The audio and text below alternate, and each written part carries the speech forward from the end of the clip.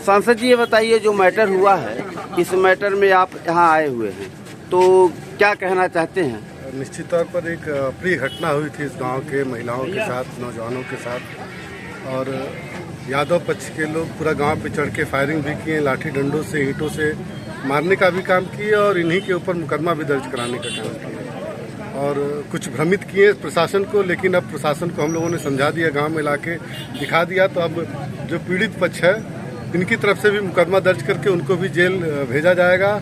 और जो हथियार लैस होकर आए थे, पिस्टल अपने हाथ में लेकर आए थे, उन लोगों तो निश्चित तौर पर उनके ऊपर कार्रवाई करके, जो भी दोषी हैं, जो लोग डंडों से आए थे गांव पे चढ़ के मारपीट करने के लिए, उनके ऊपर भी मुकदमा दर्ज करके उनको जेल भेजने का प्रशासन काम करेगी। ये आम के लेकर विवाद हुआ था, आम को लेकर के। देखिए, एक तो रहना चाहिए, सामाजिक संरचना रहनी चाहिए, क्योंकि कोई बड़ी आम बात तोड़ने तो की कोई ऐसी बड़ी बात नहीं थी।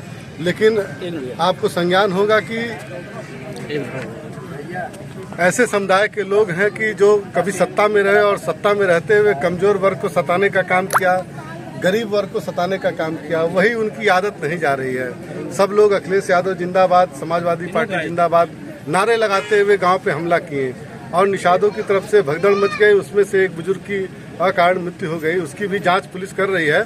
और जांच में ये पाया गया कि उनकी उम्र बहुत अधिक थी और वो बहुत दिन से बीमार भी थे। और हत्या का मुकदमा जो निषादों के पक्ष में हुआ है, उसको भी खारिज करते हुए प्रशासन उनके ऊपर कार्रवाई करके उनको जेल भेजने का काम और पूरे गांव को भी सुरक्षित रखने का काम, क्योंकि अगल बगल इनकी खेती है, महिलाएं हमारी खेत जाती हैं, काम करने जाती हैं, तो ये लगातार इन लोगों को परेशान करते थे।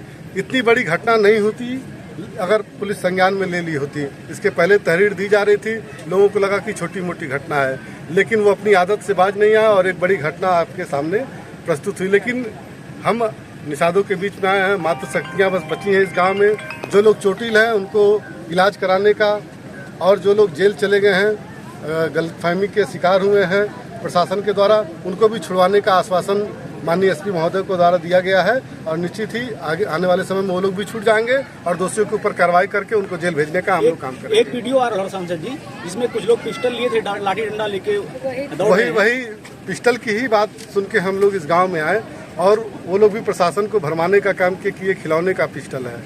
लेकिन सच्चाई है कि असली में पिस्टल लेके आए और 3-3 राउंड फायरिंग किए, गांव के सामने आके डंडों के साथ, ढेलों के साथ ईंट पत्थरबाजी किए। कुछ लोगों को चोट लगी है, पुलिस के डर के मारे वो लोग अभी कहीं छुपे हुए हैं, इलाज करा रहे हैं। उन लोगों को भी शाम तक लाकर उनका भी मुकदमा हम लोग दर्ज कराएंगे, पीड़ित पक्ष को न्याय दिलाने का हम लोग काम करेंगे। जिन लोग पे हत्या का आरोप लगा है, कुछ लोग जेल गए हैं, आज उनके घर आप आए हैं, और जिस पक्ष का व्यक्ति जिसका देहांत हुआ है उसके घर भी जाएंगे आप? और निश्चित तौर पर हम लोग जाएंगे, पहले मामले को संज्ञान, क्योंकि अकारण जेल जाना ये कहीं भी न्यायिक नहीं है। परिवार को न्याय दिलाना सर्वप्रथम प्रशासन की और सरकार की जिम्मेदारी होती है और हम लोग सरकार की तरफ से हैं। तो जो पीड़ित पक्ष थे, अकारण जो जेल गए हैं हमारे बच्चे, कम से कम 6-7 लोग जेल गए हैं, 12-13 लोग चोटिल हुए हैं, पहले उनका इलाज कराना, उनको सुरक्षित रखना हमारी जिम्मेदारी है। मारे पीटे वो लोग हैं, वो लोग नहीं भगे।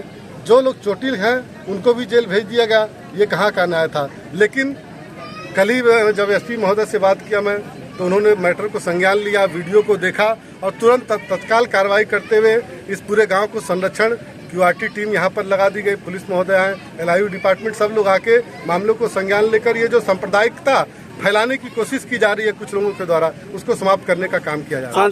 सांसद जी, एक मिनट, जीरो टॉलरेंस की नीति सर योगी जी कहते हैं काम कर रही है। यहाँ पे पहले मारपीट हुई, कोई कार्रवाई नहीं हुई, दूसरे दिन हत्या हो गई।